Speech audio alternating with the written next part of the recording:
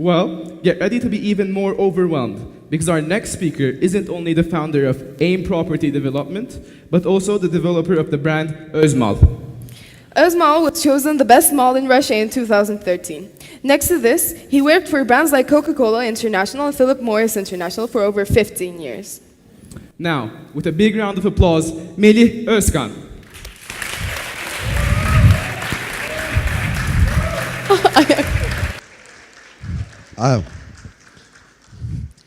I have some notes, but I assure you that that's not going to finish in 18 minutes. So why don't you come, guys, over here? You're in the back. I need you here. So I would like to thank, first of all, for everybody who is here. I mean, it's going to be honored that to be here, such a young crowd, except us and those guys there. And I would like to thank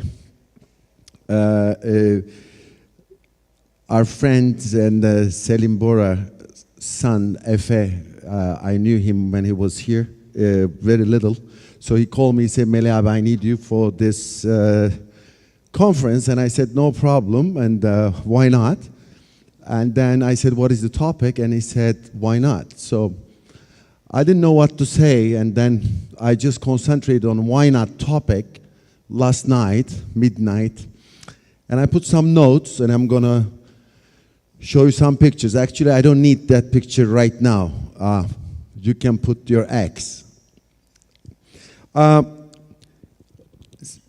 me take off my glasses because I'm using now two glasses, short side and long side, and now both doesn't work this distance. So I think it's better getting older. So anyway, I just want to put some questions together and then wrap up the messages that I want to give you today. And I come up with 5 questions and my one main question, because I was writing last night and then I said, what can I ask questions related with why not?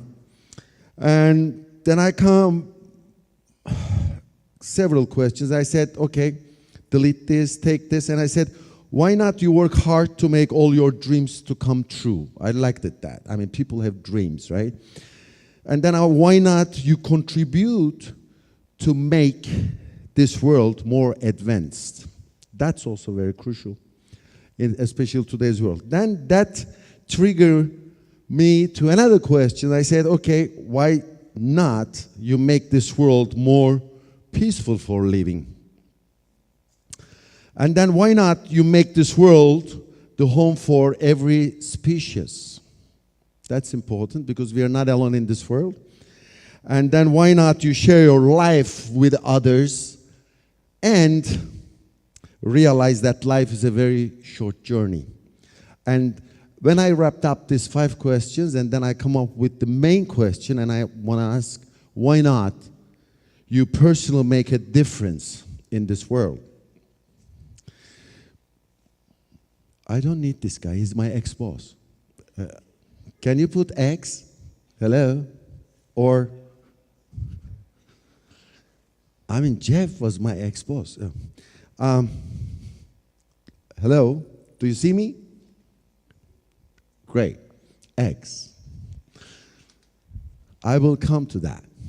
So anyway, people don't realize, even though we are in the 21st century, people don't realize who they are. You are created as you decide what you want to make. Right? Then you got to do it. Ask why not. Ask why not I want to make this. Ask why not want to reach to that peak. I want to ask why not I want to whom I'm going to be in the future. Of course, failure is also a reality as well. Sometimes you fail. But ask yourself again, saying that again and again, why I failed and why not I'm going to succeed again. Because at the end, it's easier for you to make the changes. It's not easy to make changes for someone's failure. When you ask yourself, why not me? You gotta try. You gotta try. You go all the way. You gotta try again and again. Question. I want to ask to you, what is the most high-tech machine in the world? Any answers? Any raise? I cannot see you there. I know you're there. What is the high-tech machine? Is this the mobile telephone or the rocket? The airplanes that now we take from here and go in 12 hours we are in Los Angeles and any technology. What is the high-tech machine? The high-tech machine, it's the human being. It's you. Because we don't understand our body yet. We can send a rocket and we don't understand how our brain works. Can you imagine our organs? We need the energy here to this microphone, your mobile telephone, for the rocket. What is your energy? If you believe in God or not, or whatever you believe in, trust me, who created us, we are the high-tech machine that we're not going to learn in the near future. Maybe we are going to live in Mars, but we are still going to investigate our body, and we are still trying to find out who created this high-tech machine. There's nothing you cannot be. That's why, because you are high-tech machine. There is nothing you cannot do in the world. Trust me. There's nothing you cannot have. Ask to yourself, why not me? So, if I'm going to come to some of the examples that I was inspired in my life, and I'm sure those guys say and ask these questions many, many times to themselves, why not? But they also realize that the life is like a roller coaster. You know, sometimes you're up, sometimes you're down. Some things go well in the life, but some things don't go well. But you want to get there. You don't give up. You want to succeed, and you don't want to be a loser.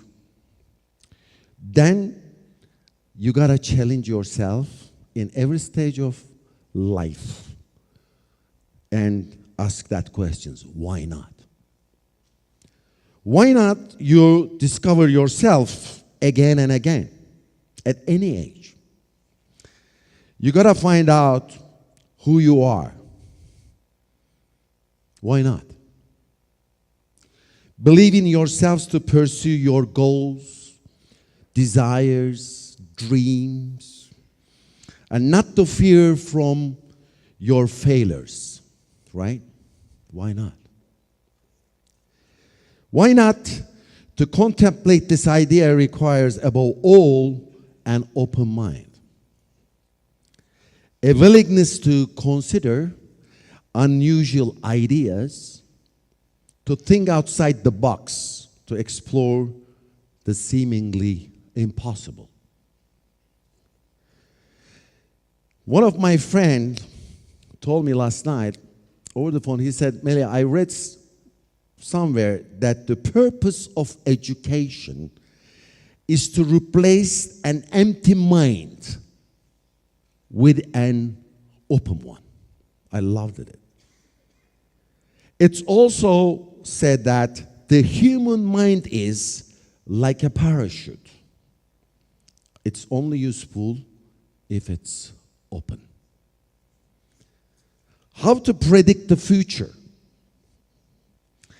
Can you imagine what will be the world in 10 to 15 years? I can't. Nobody can imagine what's going to happen in 10 years. In the past, we have some thoughts, okay? How would we imagine the video call 10 years ago? I mean, from Australia, a friend calls and you're in the bed, daytime, he is there working. We have a video call. That was unimaginable in my lifetime. I'm 55 years old. In 1981, I was just in the first class of university, and we were somehow in Ankara Hotel, now is the Rixos. There was a office equipment exhibition. And we were there with friends, girls and guys, and we were like 18 years old. And in one room, there was a fax machine. And there was a very primitive black curtain. And there were another room, there was a Xerox machine. So what they did, they put the Xerox machine, our photograph with my girlfriend, and sent it to the other room, and we went and we collected. I said, I don't believe this. We didn't believe the fax machine when I was in 18. In 1986, after 5 years, in March, I never forget, I was in Los Angeles in the school, my first month in the US, and I was doing my master's. We went to a restaurant with our friends. We were 5 people, mostly Americans, and then there was a table just next to us, and there was a guy carrying a bag like this, and he just opened the antenna, grabbed the phone, dialed, and he had a telephone call. I was stunned, shocked. And I called my father. As soon as I got home, I said, Father, do you know what I saw today? There's a telephone. The guy was next table. With the antenna, he was making phone calls. My father said, what does it mean? Yeah. He said, don't believe this shit. He didn't even believe. So then, today's technology, you're looking at it, every time something is coming new. I mean, one of the speakers were talking in Davos. I was in the Davos this year in the economic forum, and I didn't go one meeting because there are hundreds of meetings every day. I didn't go any meeting related to politics, war, Syria, because I'm fed up. I was spending the time with only young people around late 20s to 35 because they were talking something that I don't know. I just learned last 4 or 5 months. I'm still trying to learn the blockchain technology. It's going to change everything in the world. Do you remember the crypto money? Bitcoins and everything? That's the part of it. But the blockchain is in every business. And those guys today, I mean, forget about it. They're, with the companies that they set up, they are rich, they are going to be in NASDAQ, they are the future of Bill Gates and everybody. But one thing is very clear. They said, Mr. Özkan, they are very polite. In 5 to 10 years, you're not going to see Google, Yahoo. I was shocked. If they cannot keep up with today's technology and today's speed, they are gone. Like American Online, Netscape, and all this stuff that I was seeing it in the 1990s. They don't exist anymore. They're all gone. And those guys that today you see big names, they are going to disappear. Do you know what? 5 to 10 years. Blockchain technology, people are talking like this. I was hating myself that I don't know this thing, so I spent most of my time in Davos with those people. We are talking the cars without drivers. I mean, the trucks in America is going to start without drivers. Can you imagine? The insurance companies, accidents are less. No accidents at all. We are talking to go to another planet, to build a new world for the human beings, because we know, these guys know already. They are giving me a lesson that this world is gonna destroy it. There's not gonna be food. There's gonna be maybe wars and everything. So they are rushing that human being and the other species should move to somewhere, and you cannot imagine, I don't want to get into that subject, the people are doing many things. Unbelievable. So, artificial intelligence, such a sexy word that I'm sure most of you have been hearing this, but in a very short period, it will be a part of our lives. Artificial intelligence. Best revenge in life is a massive success. That's what I like. Best revenge in life is a massive success. If you want to get successful in the future, you gotta keep up with the technology. Even the canteen in this school, if it doesn't keep up the technology, it's gonna bankrupt. Shoemaker to a construction company. I'm not talking the computer, the high-tech companies, okay? The struggle you are in today is developing the strength you need for tomorrow. Here I want to give some of the great examples of great characters and legends, with some of them that I had a chance in my life to share some moments. They have different backgrounds. They speak different languages, different cultures, speak different languages in different geographies, but I'm sure those people ask so many questions so many times, but most of the time they ask, why not? And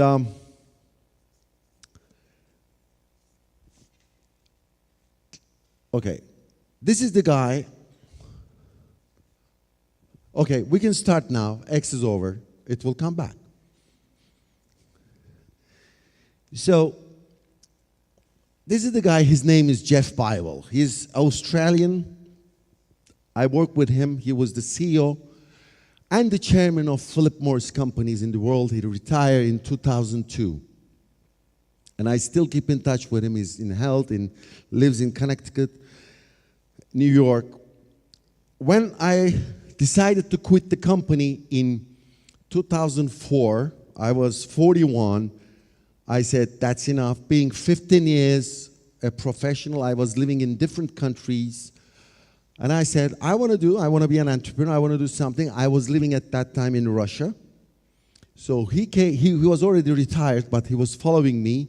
And he said, Melih, I want to spend the weekend with you in Moscow. I'm coming there. So he came Friday, stayed Friday, Saturday, and left Sunday evening.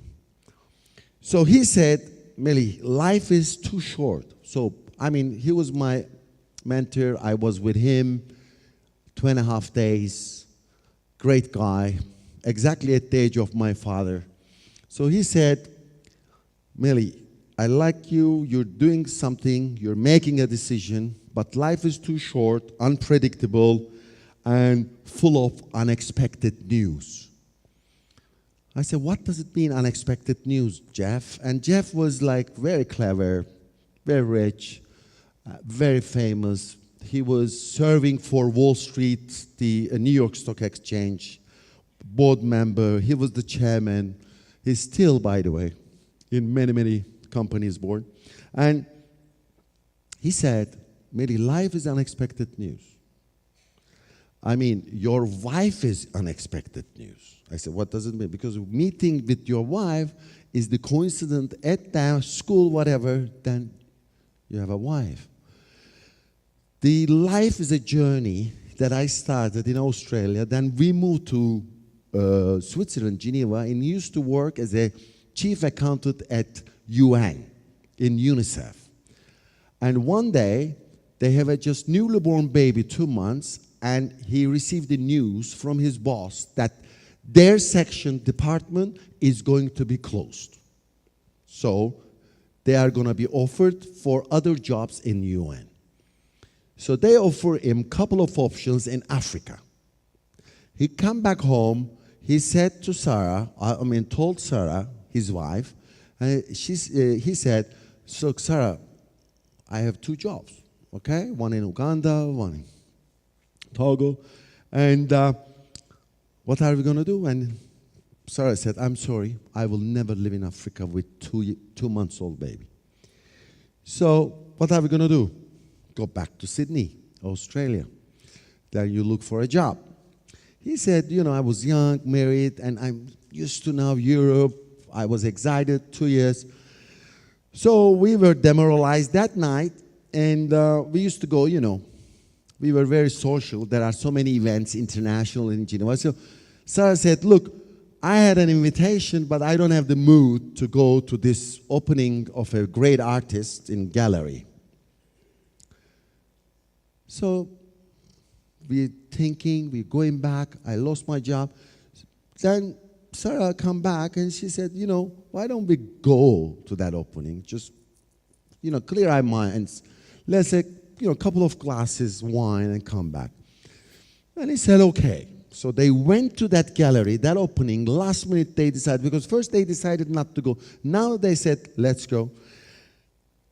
He met a person, and this is early 60s, and met a person who just arrived 2 months before that opening to open the first Philip Morris office in Switzerland. And the company's first time going international. So this guy was young, he was sent.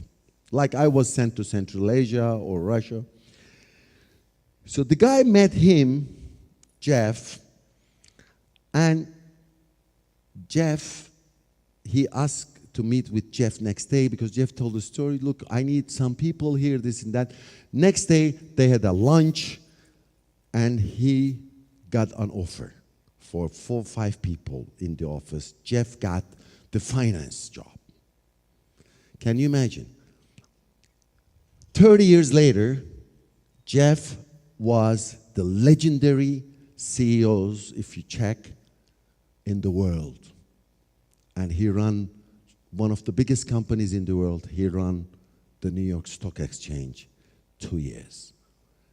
This was the unexpected news. If Sarah didn't decide that night because they were so demoralized not to go to the opening, and she offered, and Jeff said, why not? And that why not brought them and changed all their lives. Carlos Slim, one of the richest men in the world, Mexican. I was very privileged to meet him in St. Petersburg because he was in our board. And I liked the guy. The guy was so simple. That year, he was still number 1, number 2, whatever. I mean, you have 42 billion and 55. It doesn't make any sense. But he's a great guy. And I spent 5 days with him in St. Petersburg for Jeff's farewell. So he came 2002 summer in June. And most of the time I was with Carlos. And Carlos gave me a lot of lessons and such. But one of his biggest lessons was we were every night, dinners and, a lot of guests. I was the organizer. And he said around, 12 o'clock, he said, Melih, let's sneak out to the city. We are inside, in the middle of the city. So we get out. And I call immediately the security guards, my cars, drivers. Drivers were at the other side of the hotel. It's the traffic because it's the white nights, a lot of tourists. It's very busy midnight. So I said, where are you? But he was he said, man, let's escape. So it was finished already. So we get out. I came to the door. I am with Carlos. There are no cars. I'm yelling the drivers, the security. So he said, why are you getting upset? I said, I'm sorry, Carlos. These guys, I'm getting 2 cars. He said, no. Let's get the taxi. 2002. Every car in Russia is taxi. Ladas and Volgas. And he just opened the door, a Lada, which is the primitive version of our primitive Murat 124. And there is the guy, the car smells, and I'm thinking, what the hell we are doing? the richest person. That year he was the cover of Forbes, richest man. After 15 years, first time non-American guy become the richest man in the world. And he's sitting in Lada, 12 o'clock, and we are going, St. Petersburg streets. And he loved it. He didn't mention it. He needed bodyguards or big cars or Mercedeses. He didn't care. So he wants to talk just out and talk about the life. So he gave me such a lesson when I said, are we going to get into the ladder? Because I was never expecting that he was going to do. He said, why not? That was his humble thought, And I spent one of my greatest nights with Carlos until 5 o'clock in the morning. Such a great guy. Coca-Cola guys, these two guys made Coca-Cola. Don Keogh, the guy on the left, he was the chief operating officer when I joined Coke. And the other guy with a smile face, handsome, Guziato, is a legendary president and the CEO of Coca-Cola. This team made Coca-Cola what it is today. Süreniz dolmuştur diyor. Okay, I wrap up. So Don Keogh, if you Google, it's there. Don Keogh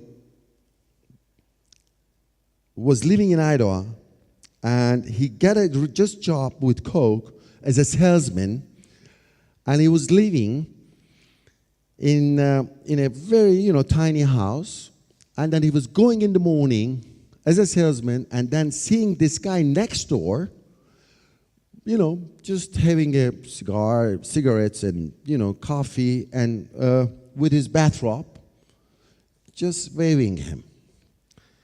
One day, 2 days, and when he comes back, he's watering the garden. So Don Keogh start, knowing him and this and that. These guys are young, and he said, what do you do? I'm a salesman in Coca-Cola.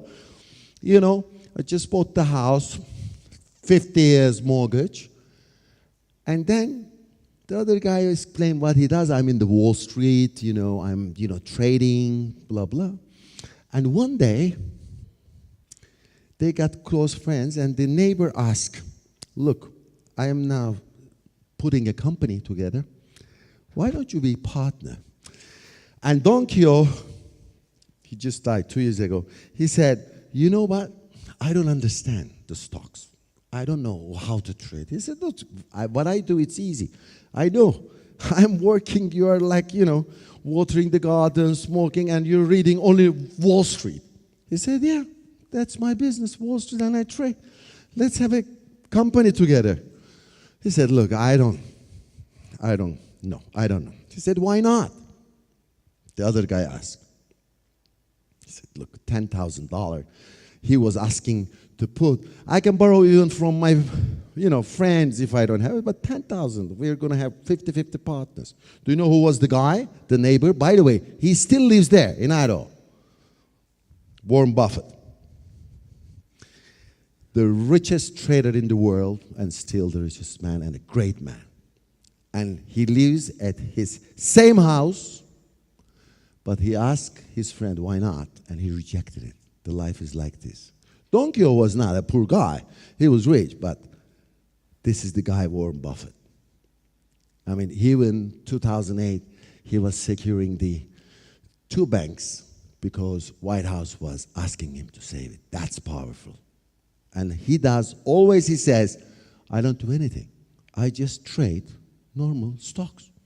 By the way, his telephone is still $50 worth. He doesn't use Apple. He doesn't have the computer. He has a little book in his pocket, takes notes. That's it. And that's the guy. Okay, you know this guy? Ask Warren Buffett. That's the year 2003. He said, we are so rich, we have to give back to the people. And I watched that because I never forget that evening. That was January 4th. I was in Milan in the hotel. I was watching these two guys that give every penny they have to the society, to the Bill Gates Foundation, and Warren Buffett gave everything. And there was the press conference, and one guy was asking questions. Please, excuse me, how about your kids? How about your this? And then Warren Buffett was escaping, and he said, why not? Why not I don't give my money to the foundation?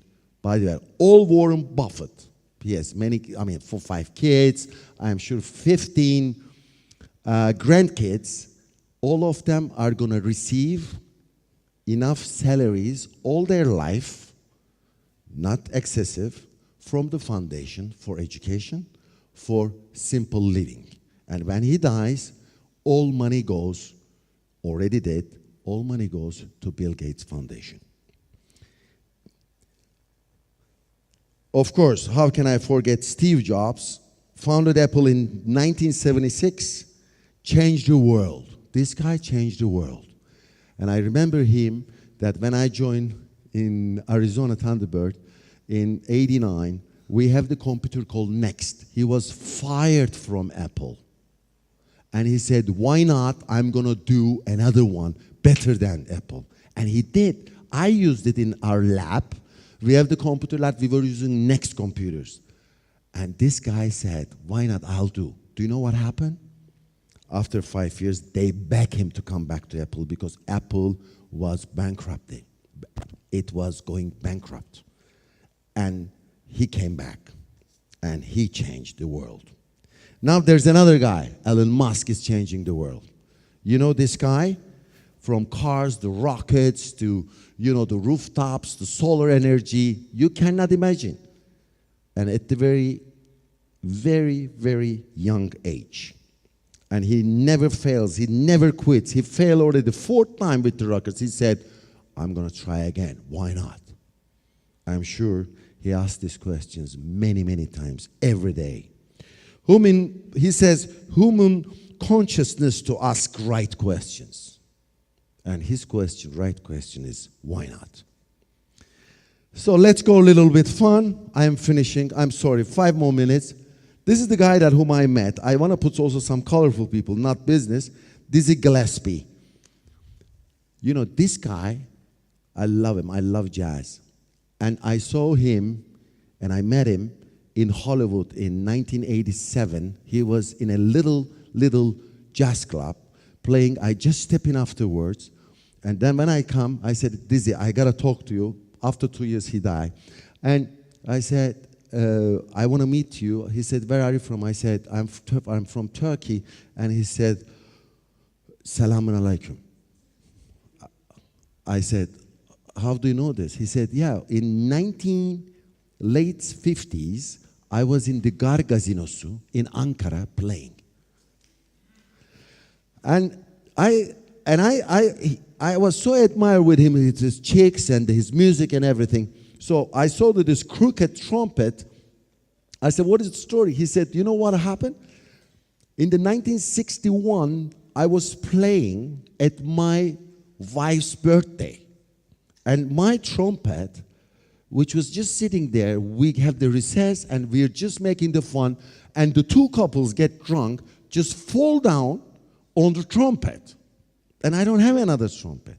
The point is, I said, I gotta try this. And I liked the sound so much that since then, crooked trumpet is mine. This is his design, and he has a trademark in the world, and there's a different sound, and nobody can play it except Dizzy. Do you know this guy? Anybody knows this guy? Eddie the Eagle. This is the guy in 1988, ski jump competition. He represents England. Can you believe this? England, there's no hill. This guy get the idea, asked the parents. Parents couldn't do anything. He said, I'm going to be in the Olympics. He has to go through. He has no money. He was saying, no, ski jump. And he did it. And he just passed the world, the level that you have to pass in order to go to the Olympics, and he did. Nobody remembers any gold medalist in 1988, Calgary Olympics. Everybody remembers Eddie the Eagle. This is the guy said to his parents, the friends, why not, why not, why not? I am gonna jump and go to the Olympics. Please watch. There is an incredible movie. It's only 2 years old. It's called Eddie the Eagle. Fantastic character. Oprah Winfrey, just putting here, why? I don't want to tell her about anything about her. Because people start asking, are you going to run for the presidency? She says, why not? Because if she's elected, she says, if Trump is elected, I will be elected. And she's going to be the first president, woman president, and also black. And she says, why not? I love this guy.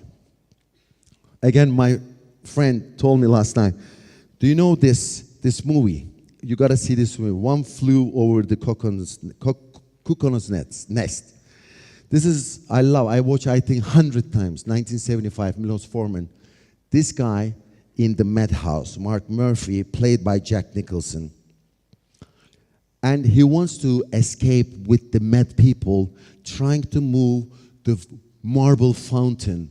He's a tiny guy. All the Met people around. He cannot take it out. And everybody start betting on him. And he tries. I love that scene. Today I watched 3 times. He tries and tries and tries. Of course, it's impossible. It's so heavy. It's blocked. You know, at the end, he got pissed off. He lost all the bets. All the Met people. He was just leaving. He turns. He says, at least I try. Didn't I? God damn it. So, Meryl Streep, the legendary actors for all time, 21 Oscar nominations, 68 years old. Do you know when she said, why not? People ask her the questions. How many times you're going to play other roles and such, you know, accepted it? She says, why not? I'm going to try. I love acting, and I'm going to try to select the best scenario. And she always said, why not? Why I'm going to quit? Last 2 things. Don't ask why. Ask instead, why not? JFK. I don't want to tell you about JFK, but the point is, when he said this,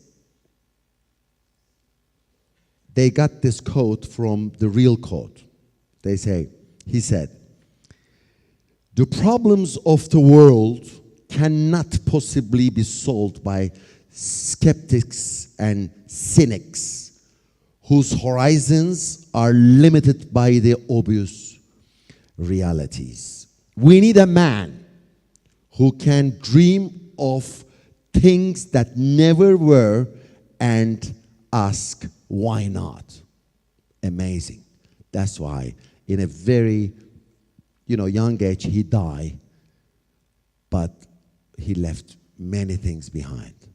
JFK, I think 46. My last but not least slide is another obvious person.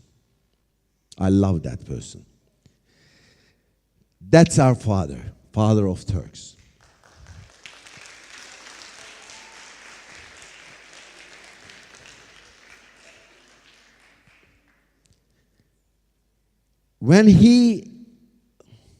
I wrote some good things, but now I am emotional, so I gotta change the glasses.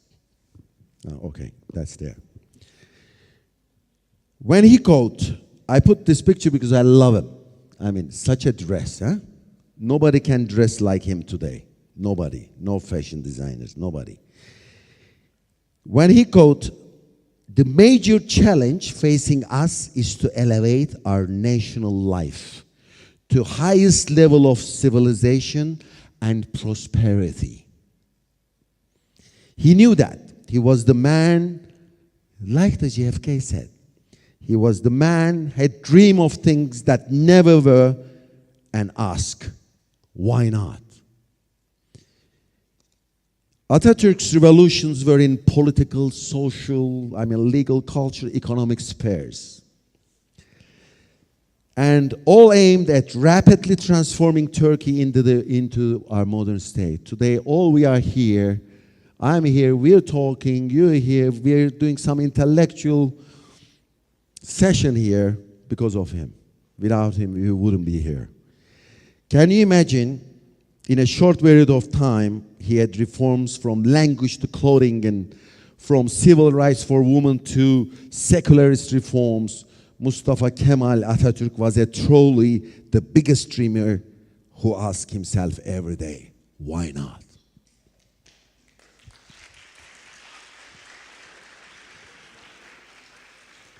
So I'm at my end of presentation. I'm very sorry that I got it. But we have, especially for the young guys, we have the power to change our personal lives, to change our directions, to change our thoughts, and want to explore new horizons. Okay? You gotta ask yourself, why not? You're not willing to, if you're not willing to take risks, you can't grow. If you cannot grow, you cannot be your best. If you're not best, you cannot be happy. If you're not happy, what else is there? There is no guarantees in life. You don't know your time span in the life. Therefore, you want to be happy right now. Why not?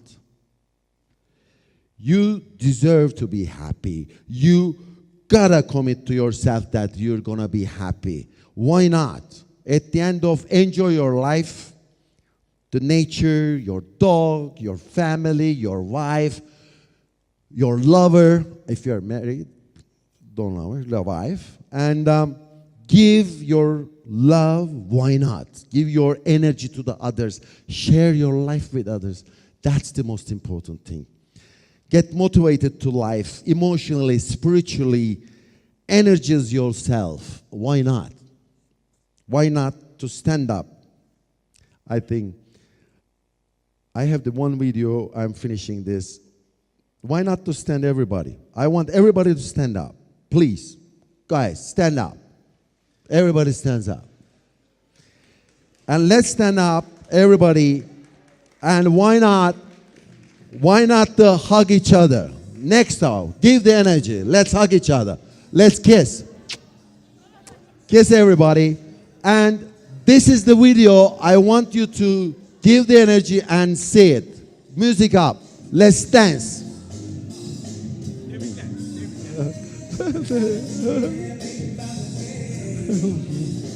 Let's dance some happy love, the beautiful tears at the bottom.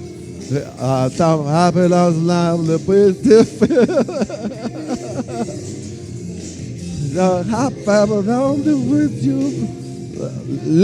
If you look at it, this video, it's very important. That's why I want to finish. Do you know this video? The video is shot after the huge storm and typhoon in Philippines. Many people die, stay homeless, but you know what? That was the UN Development Department. They shot this after shock with the kids in Philippines. That was a disaster. But Philippines was a nation proved still to be all inspirational to the world. Even though in that situation, you can be happy.